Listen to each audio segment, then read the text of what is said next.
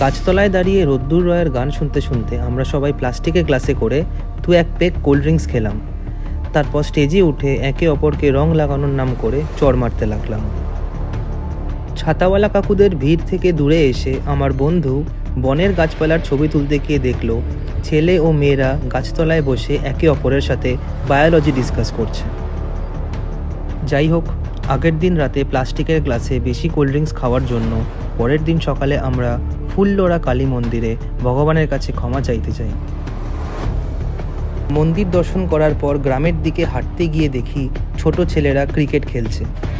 এই দেখে আমার বন্ধুরা তাদের ব্যাট বল কেড়ে নিয়ে ওদেরকে ফিল্ডিং করতে পাঠিয়ে দেয় এবং নিজেদেরকে বিরাট কোহলি ভেবে ক্রিকেটের জ্ঞান দিতে থাকে। সবুজ দ্বীপে উঠতে উঠতে আমরা ভগবান বুদ্ধর দেখা পাই এবং তাকে মাথা নত করে প্রণাম করি।